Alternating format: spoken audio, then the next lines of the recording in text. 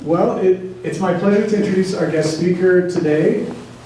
On January 1st, 2024, Rich Crandall was named president of Crandall Corporate Dietitians, succeeding Linda Crandall, who founded the company in 1966. As president, Rich works to continue the legacy set by his mother of high-quality dietary consulting services, combined with industry-leading online menus. Rich is also the chairman and founder of CN Resource, the nation's largest child nutrition audit firm. And if you don't know what any of that means, you know what more today. Exactly. Rich is a CPA with a bachelor's and master's degree in accountancy from BYU and an MBA from the University of Notre Dame, graduating summa cum laude. Rich served 4 terms in the Arizona House of Representatives and the Arizona Senate, where he chaired the Education Committee in both.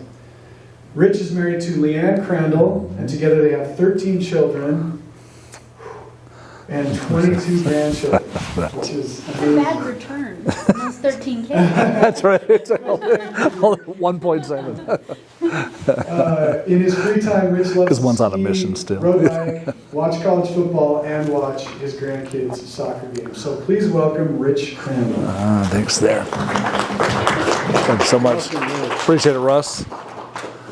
Okay, literally I've been looking forward to this since Russ invited me a few months ago. This is going to be a fun conversation. It's going to go both ways. It's going to move a lot. I have even, what's cool is 1992, 91, 92, I was Kennedy for the lecture series at BYU, the Entrepreneur Lecture Series. I was the TA. I sat in the back. I ran the camera, I took attendance, just like Kenny's doing today. And I want to show you because this is my favorite picture. This is one of my favorite pictures right here. Who's seen this picture before? What is this? What is this? What? Oh, you can't see it that well from this far back. Okay, Taylor Swift, Riverfront concert. What can you tell me about this concert?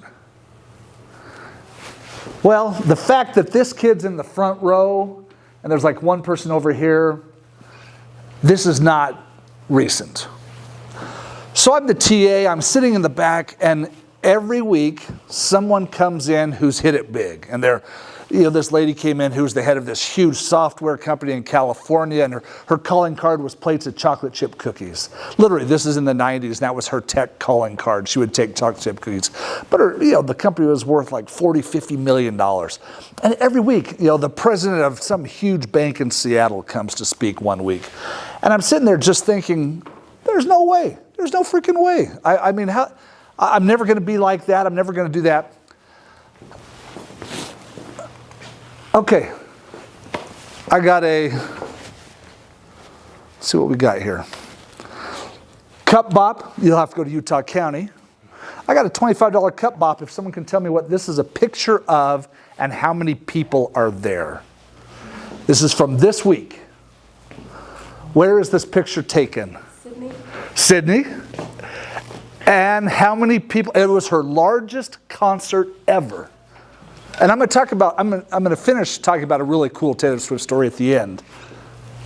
She's in Sydney. It's her largest concert in her lifetime. Multiply that. Let's just say it's 95,997 people more than this concert. These 3.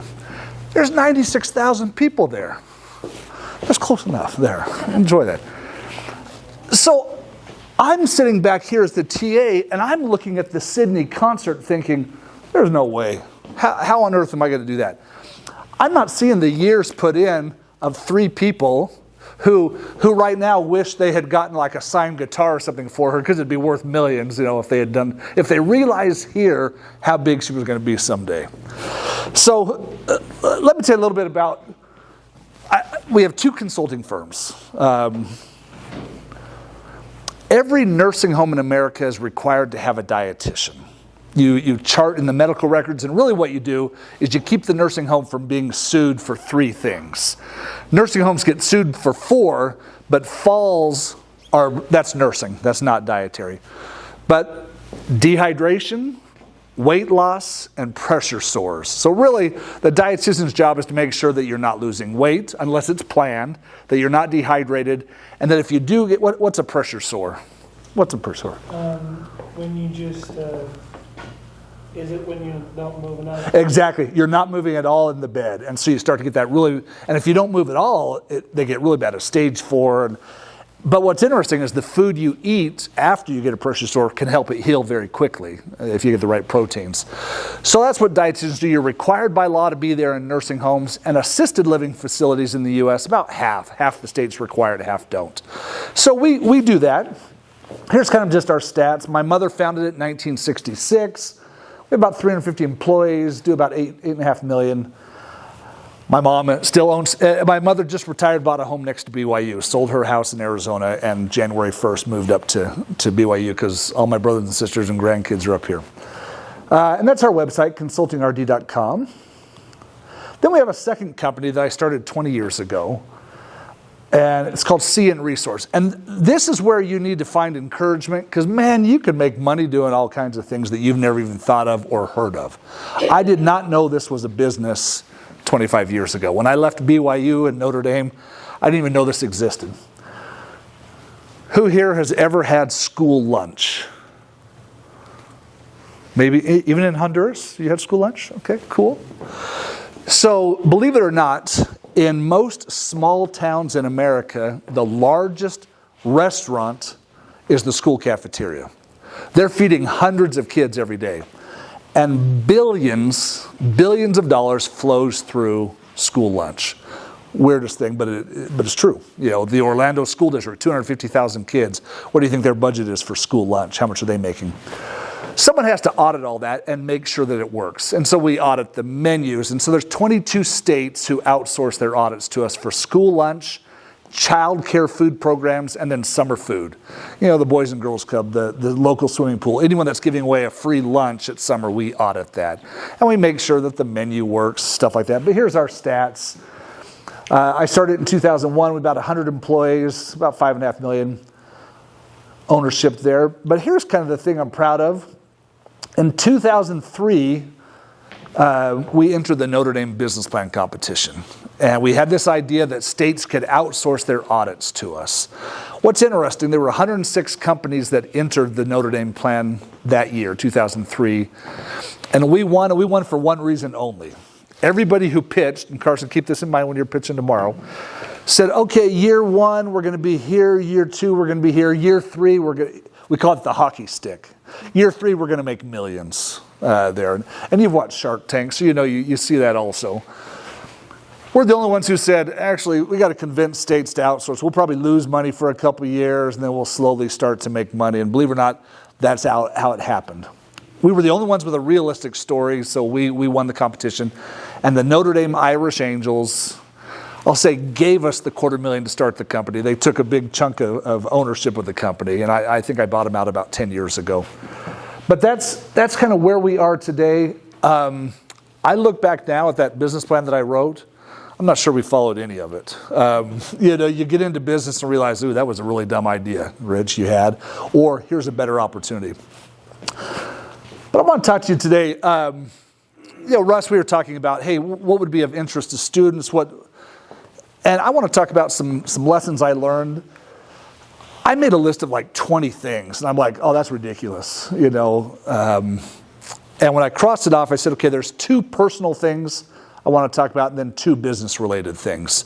As you start your companies, I want to talk about these business things also. Here's the personal ones. Invest in yourself. Time is limited commodity. The business ones, we're going to talk cash flow and being adaptive and flexible. But let's start with the easy one. The fact that you are sitting here today means you get it. You get it. You have to invest in yourself. And I'm just going to ask real quick, what do you think that means? What does it mean to invest in yourself? Mr. Back Row. Develop your own talents so you can be useful. Okay, how do you do that? Because you're exactly right. There's a list. Make sure you're like mentally there and Well. make sure you're always continually growing. You bet. You're in this class. You're taking, now how far along are you at Snow? This is hopefully my last semester. Okay. Bingo there. So you're investing in yourself. How are you investing in yourself right now? I think just like in a non-selfish way, like always putting yourself first, and like Taking care of yourself? and just like knowing the end goal for you and like what's valuable, and like always keeping that in mind and working towards that, like a day at a time. I really like that word valuable. That's key. Remember that as we go through today. Create a foundation for future success. It will never be easier, and some of you may disagree, but it will never be easier for you to go to school and have flexibility than right now at the age you are. I went back to Notre Dame when I was 29. I quit my CPA job. I didn't enjoy it. I was auditing hospitals in Arizona. It was boring as sin. Now, not all CPA work is boring. Some's really exciting, you know. Yeah, don't be rolling your eyes over here, Russ. But so I quit. I go back to school. I've got 3 kids, 3 daughters. My daughter Savannah has not been born yet. Who's Savannah? Okay, I have a daughter Savannah too. She's on a mission in Atlanta, my baby. But I get back to Notre Dame. I happen to be LDS. I'm the only LDS person in my class, and I'm the only one with kids. And it was very difficult. I mean, I had to stop everything in my life and move my whole family back to South Bend, Indiana to go to school. How much easier would that have been if I had done it either before I got married or just after I got married, before kids came, things like that. Now, what's cool, we had the greatest experience. It was Lou Holtz's last year. I pretty much chose Notre Dame just because of the movie Rudy. I'd like to think it's much deeper than that, but it really wasn't. My wife and I happened to be driving one day on the turnpike out there and saw a sign that said Notre Dame 10 miles. We stopped, fell in love. I already loved Rudy and went there. But it was a fantastic experience. I was saying we had a rule that our kids couldn't have gum because we'd just find it everywhere that we didn't want it. My classmates, my daughters knew they could go to any one of my classmates and get gum. It was just the way it was. So anyway, but I bring that up because you're going to create this foundation. You have to have a marketable skill, like you just mentioned, a talent. There's something that, no offense, but there's a lot of great majors out there, but I'm not sure they're going to lead to a marketable skill. That doesn't mean you all are cool enough to be CPAs, but there's some great majors out there. Now, I don't want to be so biased to college. When I was a young father with my first few kids, it was like, here's the only path. This is the only path to success. And as you're going to see me talk a little later, I was schooled. I was schooled as a naive father to think there was only one path to success. Because it would be like, well, you got to graduate high school with a bunch of AP, IB credits, then you got to go to BYU, and then you got to go get a master's somewhere. That's the only path. What a stupid, we talk about mistakes we made. That was one of my mistakes, thinking that was the only path. And here I am, I'm chairing the Senate Education Committee in Arizona, thinking that way. Man, that's kind of what schooled me, was realizing how many other great options there are. A specialty program. Okay, let me just call some people out real quick here. What do I mean by credentials? What do I mean by credentials? Credentials matter. I guess like things you could put on your resume. Exactly. Things you can put on your resume, maybe initials after your letter, after your name, could be something like that. Something that, yes, I love that. Basically, if you have a certification to a particular skill set or that, because they're sometimes separate to actual degrees. Because They're almost always separate to degree. You get the degree, then you get the certification. Yeah. Name some certifications that exist in our world. Because just give me. Okay, I'm A++ certified. For you software people here. But what's the most common? And does Snow have an RN program? Okay. Nursing, you've got that RN after your name. That's a credential. CPA is a credential. I have a friend who's doing a landscape architect program. They have their own credential. But if you're going to go into something, go into it. And then earn that credential so that it's after your name, so that everybody looks around and says, oh, okay, they've taken the time to learn A++. And not just to learn it, but to take that, hey, I'm QuickBooks certified. There's a million things, and I'm going to talk to you about some of those. This is the ugly part. There really aren't. As much as we like to point to people and say, oh, look, it worked for them, either it's the minority or we don't know the real story. We look at that picture of Taylor Swift, doing Sydney with 96,000 people and said, really? There aren't any shortcuts. She had to work for that for years to get there. Be patient. You want the same things that your parents have, your uncles, your aunts. You want the house, you want the car. Don't do it at age 21. And I've got a son who I'm going to talk about here in a minute. He's the worst. He is the worst because he was one of our babies. And so now he has older siblings who have homes and cars. And he's only 20 and doesn't. He has a car that he's making payments on. Be patient and then be the very best at something. Be the very best. I'm going to give you 3 examples here. Let's see if this star... Will this work right here on this, you think, if I hit play? Okay, let me hit play. Oh, yeah, try one more. Who's seen the movie Hidden Figures? What's it about? What's the movie Hidden Figures about? NASA, and it's the ladies who were the mathematicians for NASA. Happen to be African American.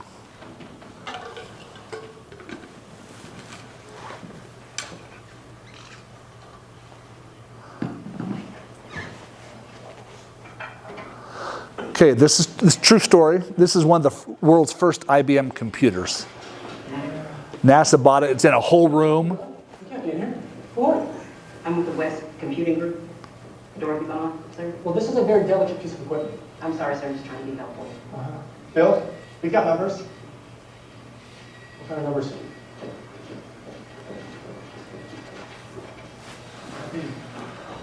What's your name again? Dorothy Bond.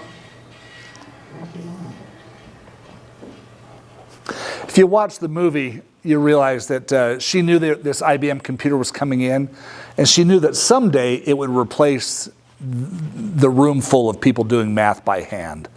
And so she took the binder home and learned it on her own without telling anybody, so that she became the expert at this computer, and she knew it better than the guys who were installing it there. So fascinating. Here's another one. Let me minimize there. No.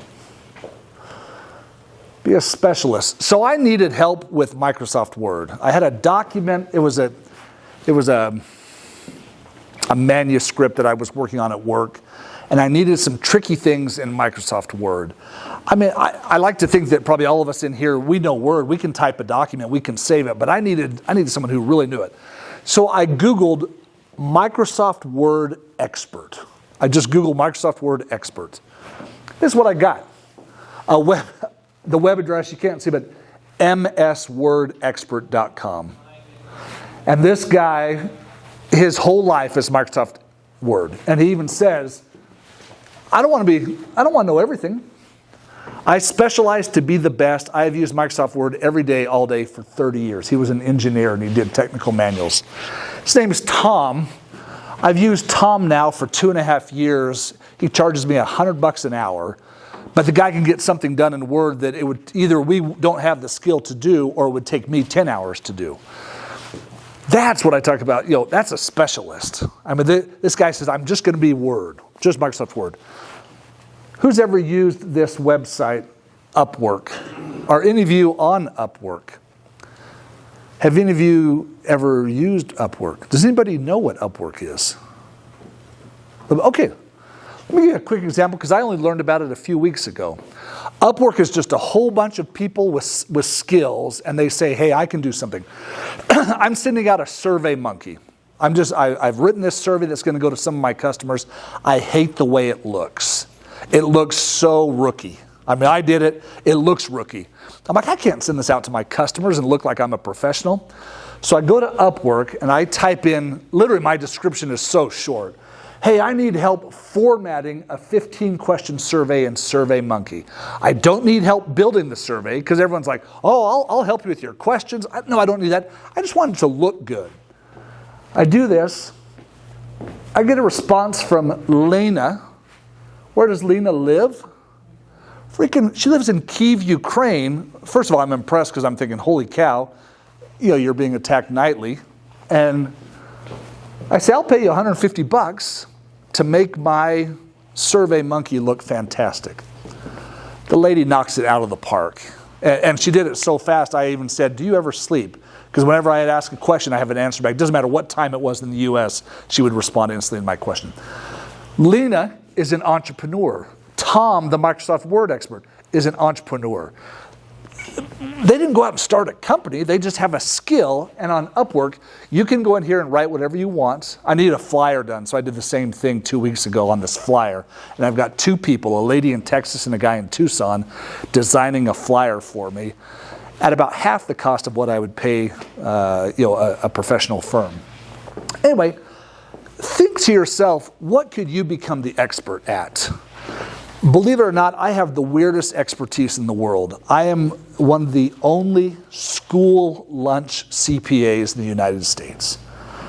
I don't brag about that. Now, when I graduated Notre Dame, I got to speak at graduation, and I just said, hey, I'd like to thank my mom for giving me a job. All my friends are going to Wall Street, these big firms, and I'm thanking my mom for letting me come home and work in the family business. That's kind of how I feel right now. I'm the school lunch CPA. But guess what? There's a very unique niche for school lunch CPAs. 3 weeks ago, I get a call in my office from the state of Pennsylvania.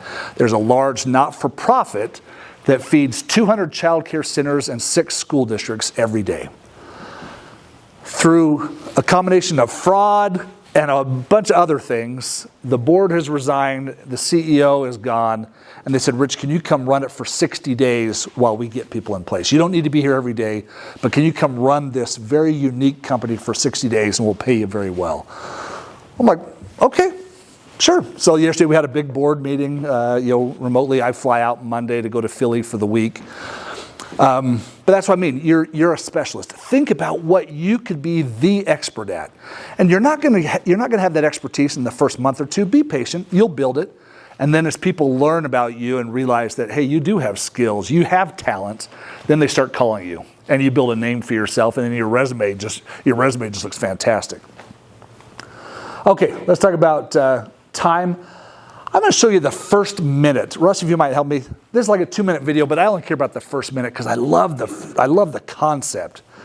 Pay attention to just the first 54 seconds because this concept's incredible.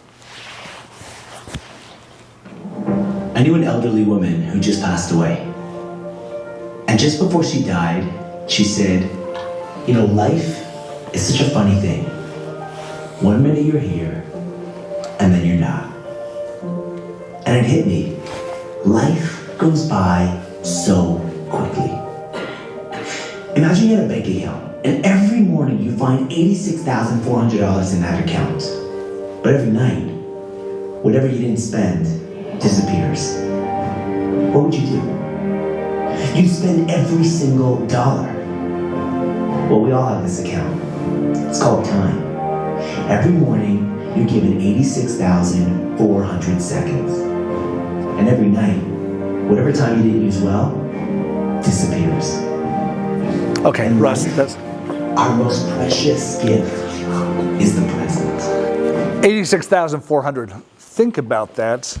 The next time you're like me and I'm scrolling through Reels and Facebook. None of you use Facebook, that's my generation. But Reels, TikTok, Instagram. You have that time to make yourself. Okay, we're going to talk now. So the personal ones then, time and, just drew a blank. What was my first one? Invest in yourself. Invest in yourself. Thank you, Gideon. I'll talk real quick. I had an article sent to you. Cash flow matters. If you're going to be in business, people have to pay you.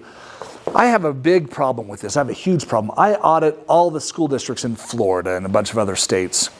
The audit starts in about October. We finish about March. I don't get paid till it's done. How often am I having to do payroll? How often is my payroll? What do you think? At least every month. Definitely monthly. Most of my employees would probably quit if it were only monthly. But at least monthly. How often do I pay my people? What do you think? Every 2 weeks. Every 2 weeks. Every other Friday. So money is going out every other Friday but I don't get money till March for all this work I'm doing. It is a nightmare. So I have a huge line of credit at the bank that I borrow from every Friday afternoon. And it hurts me to email the bank and say, hey, do you mind moving $100,000 over to cover payroll? Because it wasn't that big a problem 2 years ago. Why? Why was it not as big a problem 2 years ago? Paying 3.25% on my line of credit. I'm paying 8.5% now. It's real money. Last year I paid $57,000 to get to use this line of credit. That hurts. That hurts painfully. What could you do with $57,000 besides give it to the bank? So what are ways that we can minimize? I'm going to go through these really fast because our time is going very quick. You've got seasonal work. You've got to find a way to offset that. We do a lot of summer food audits. But think about I love the people who do lawn maintenance in the summer and then they do one of two things in the winter. What is it? Either snow removal or what's the bigger one? In Utah County, I swear every lawn maintenance guy does this in October, November, December. Christmas lights. Russ was thinking about getting into that franchise. Man, you missed your opportunity. Christmas lights. So you've got to balance out the seasonality somehow. Late and slow payments, that hurts. In our nursing home industry, we have some customers that don't pay for 3 months. I'm paying every 2 weeks. We've actually started to resign from clients who pay slow because it's just not worth it to me. Bad luck. Bad luck impacts, and every one of these has happened to me at one point. I had an accounting firm where a guy made up fake dietitians and paid them. This is what he would do it. He'd write a check to himself, print the check off, then he'd go back into QuickBooks and change the name to one of our dietitians. And the only way we caught him is he accidentally mailed the check one time, and it was a fictitious address that he had used, in Kansas, and it came back to us. And we're like, well, this is really weird. And I'll never forget, as I went up to his office, he's like, oh, that was just an error. Let me take that. And I'm like, no, let me look at it. And we have the ability to go, we do a backup every 12 hours of our accounting system. And so I went back and saw his name, and then when he changed it. Bad luck. COVID was bad luck. Our audit firm, every single one of our contracts was canceled. I had to lay off my entire company of 100 employees the first month of COVID. Then the government said, wait, we screwed up. Not only do we're about to spend more money in our lifetime on child nutrition than we ever have. So we picked up tons of work. Problem is, it was all remote. So I hired 20 great stay-at-home ladies in Utah County. Last year, USDA said, okay, no more remote work. Everyone has to be on site. How many of those 20 ladies do you think could travel 1 to 2 weeks a month? One. I had to let go of 19 awesome ladies. All that training, everything gone. So bad luck. I say garage door. My wife has a Silverado. She loves her Silverado. She was delivering some food to a lady who was hurt, and she parks in the driveway. This is last week. Leans over, and if you see the new Silverados, I hate it. They have the gear shift right here. She leans over to get something, puts it in drive, and runs right into the lady's garage. I mean, she's just bawling, I'm doing something good for somebody. Why would this happen? $1,900 to fix that garage 2 days ago. There's bad luck. There's just bad luck. Unexpected expenses, health insurance. I put roof. We had to put a new roof on our building. There's a business you want to go into. I mean, it was $42,000 for that roof.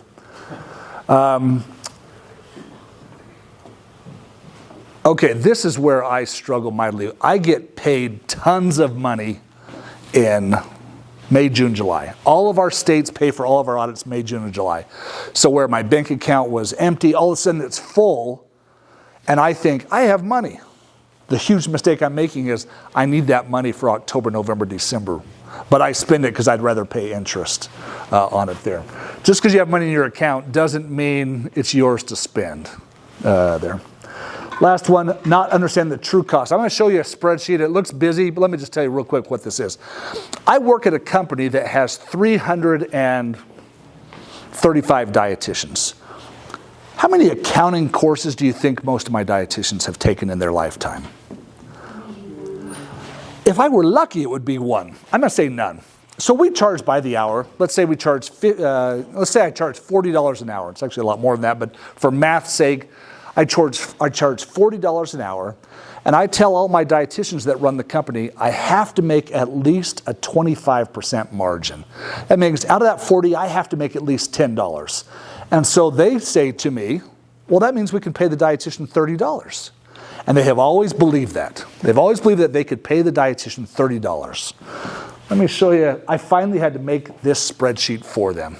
It's busy, but here are all... So here's $30 right here. But here's all the other expenses, taxes, benefits. $30 is actually $37.08. So if I'm charging $40, I'm making $2.92, not the 25%. And my dietitians could never get that through their mind. Finally, I took over pricing, and once I prepared this for them. So you have to understand that your true cost. If you're going to be in business, you need to know what things are going to cost you. Okay, this is the most critical when it comes to business. You have to be adaptable. Let me talk about this for a minute. I've got a son who at 17 joins the Utah National Guard.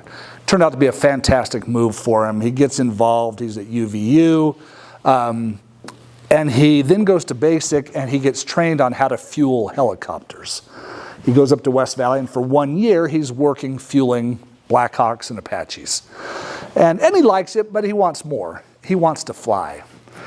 So an opportunity comes for him to go to Arkansas on loan for 2 years. So my boy goes to Little Rock, Arkansas with the Arkansas National Guard because it looks like there's a pathway for him to become a helicopter pilot. Might take a few years. What's the problem?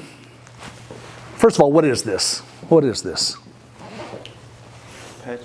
That's an Apache longbow right there. And for a card, another cup bop. Where is the Apache longbow made? It's made by Boeing. Anyone know where the Apache longbow is made? So close. 1 mile from our office in Mesa, Arizona. And so it's really cool to see a fleet of them flying on test runs. But my boy wants to fly the Apache. What's wrong with wanting to be an Apache pilot today that we did not know 3 years ago, but we know today? Think about this for a second. Why would you not want to be an Apache pilot now? Think about it for a minute.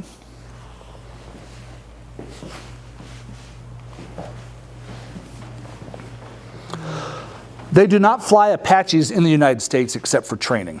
It's a war helicopter. It's only used for war. It's not like it's the Black Hawk transporting things or doing emergencies. The Apache is only for war, to attack. This Apache costs several million. What's this? A drone. It's a drone. How much does a drone cost? Let's say $5,000. How many drones can I make? And what's the risk to human life? And what we've learned in the Russian, the Ukrainian conflict, a drone can bring and it can drop a grenade and destroy a tank at 1/1000th the cost. So my poor boy now has to rethink, do I want to be an Apache longbow pilot, knowing that probably 5 to 10 years from now, we may not even have Apache longbows. Okay, auto garage. I've got a friend that owns one, and I said, hey, this is cool. Are you going to pass it on to your sons? And he says, I would never pass my garage onto my son. Why? Because cars are becoming electric. What, did you cheat? Look at my slide earlier. Okay. Got the same cup, Bob. What is that? What is that? Okay, it's hard to see. A little hard to see. Is it a Tesla? No. Come on. Owned by the Middle East. What is that car? Come on, someone wants this cup, Bob, next time they're in Utah County. What is that car? Oh, that's insulting. You should pay me for cup, Bob. Only because this is the most luxurious 4-door sedan. Let's back up.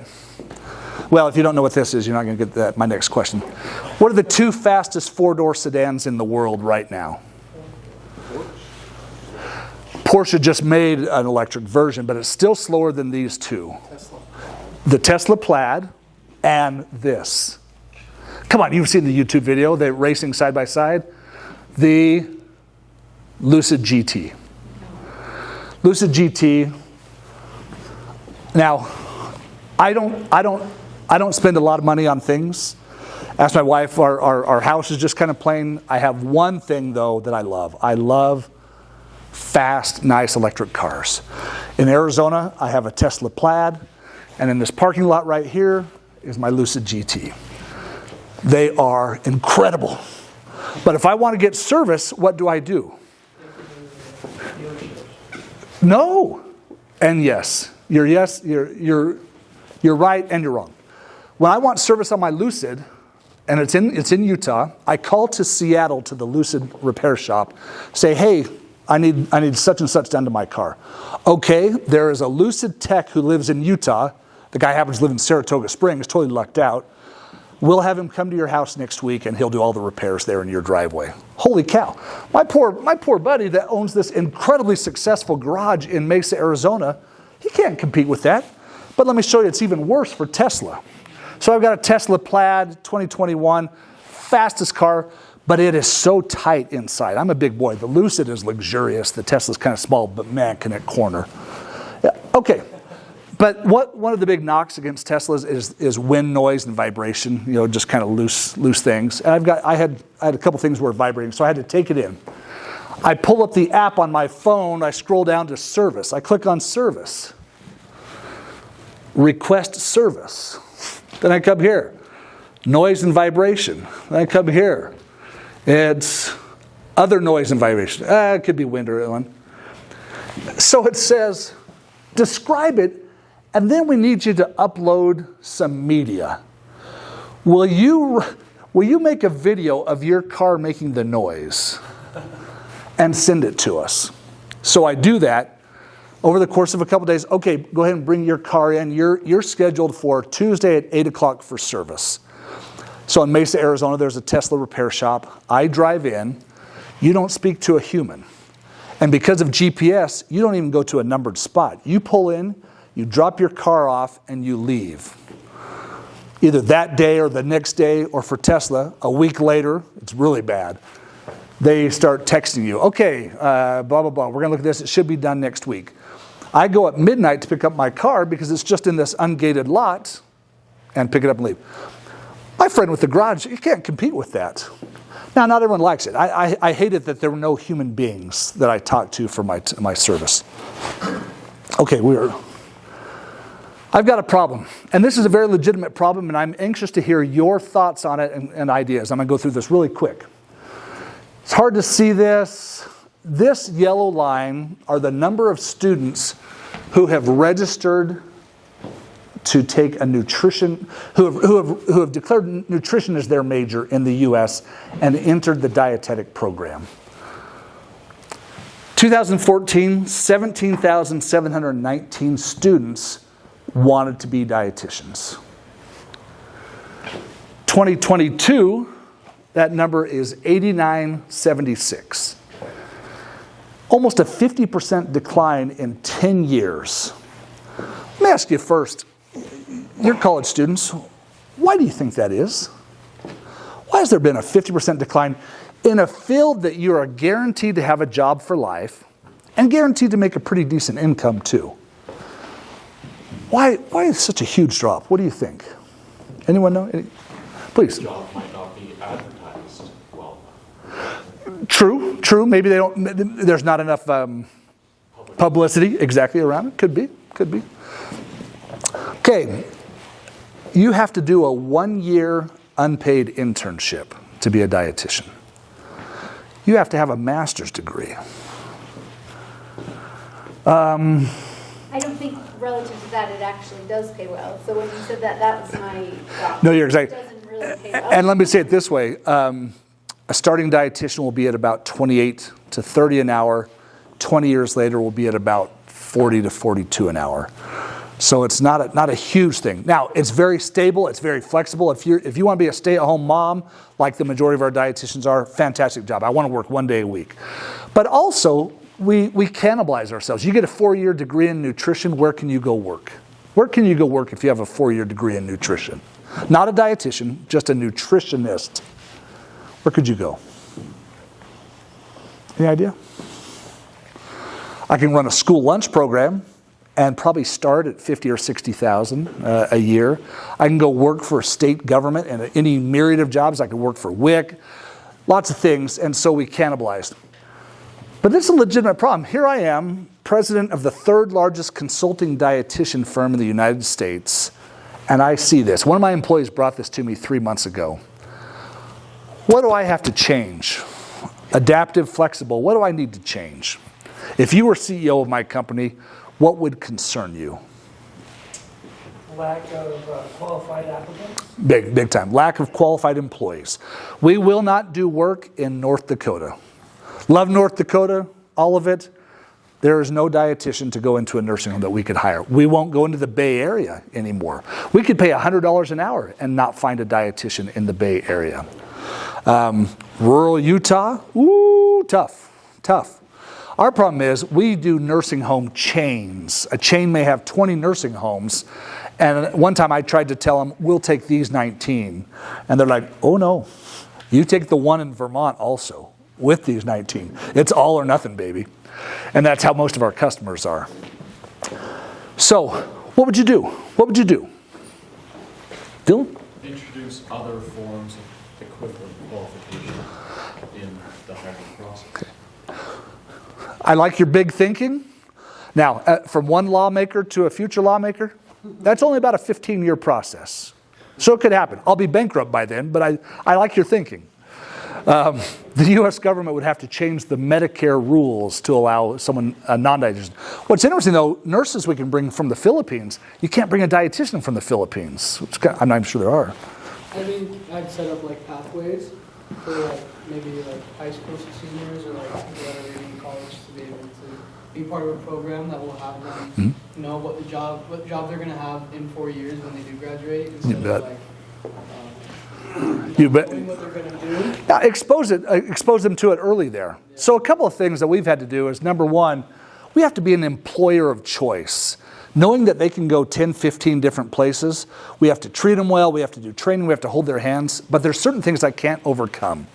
If I'm a single mom and I want to get a bachelor's degree and I want to be a dietitian, how likely is it that I can take a year off to do an internship? It's not going to happen. So I hate to say this, 80% of dietitians in the U.S. are middle to upper income and white. That's not exactly great odds for the future of that. Now we have a hard stop at 11:20, correct? Yeah, okay. Really quick, don't forget Divine Help. I'm going to tell this story in 90 seconds. My kids are hardcore Swifties. I've got 10 daughters, 3 sons. 6 of my daughters love Taylor Swift. So she announces that she's doing a big concert. Where? Where's her first concert? Where's opening night? Arizona. Glendale, Arizona. So we go online, and the beauty is Ticketmaster controlled all the other sites, but StubHub or SeatGeek, one of them did Glendale, Arizona. So we get online, and we end up with tickets for everybody and 2 extras. So I tell my kids, because my kids are like, Dad, you could sell those for a fortune. And actually, we didn't even know that because the concerts, no one knew how big it was going to be at the time. We take these 2 tickets, and I tell them, no, kids, we're going to save those tickets for somebody. I don't know who, but we're going to save them for somebody who could never go to a Taylor Swift concert. And we got them for like $125 a ticket, 13 tickets. And, we did we were lucky, let's call it. So it comes 2 weeks before the concert. March 17th is the Friday night in Glendale. It's 2 weeks before, and I still have these 2 tickets. I have no idea. In my church, for anyone who has to do with LDS, there's someone who's over the young women in your neighborhood. And I call her up and said, hey, who in our congregation is a Swiftie? And she gives me a name of this family. So I invite this mother and her daughter over. And I invite Savannah, my daughter, who's hardcore Swiftie, tears Swiftie. I said, okay, if you can name, and I don't even know Taylor that well, but I said, if you can name the 20 songs on the Midnight album, including the 6 released after something weird like that, I have something for you. Well, of course she can't, but I'm not going to. I said, hey, I've got 2 tickets I'd love for you to have. I've only shared this story with, is this my phone? I've only told my executive committee this story. I've never told it to anybody in public. That night, I get back. I have this text. Sorry, didn't mean. Rich, this is Christy, Sarah's mom. This may sound weird to say that Taylor Swift tickets are an answer to a prayer, but they are. Sarah is really, really struggling, and this couldn't have come at a better time. I even wrote to Taylor Swift 2 weeks ago trying to get tickets, for Sarah and my niece who are having major struggles. They're both 14 years old. I can't believe your generosity. Sarah is squealing and crying all at once. Thank you for this opportunity. I got that text that night. I had bought these tickets 6 months ago. She had written to Taylor Swift 2 weeks ago. I believe very strongly in divine help. As you're starting a company, as you're choosing what you want to be in life, don't forget there is somebody who is aware of you. Someone knew that this lady was going to need 2 tickets, and we were simply the vessel for those 2 tickets. Nothing more. For Christmas, that girl and her niece gave my wife and I this book, and it's all their pictures of coming to Glendale and the concerts. The coolest Christmas gift ever. But it wasn't, we just got lucky. We got lucky because it was meant to happen. You're meant to be successful, and I promise you will be. Thanks for your time. Thanks. Thanks, Sarah.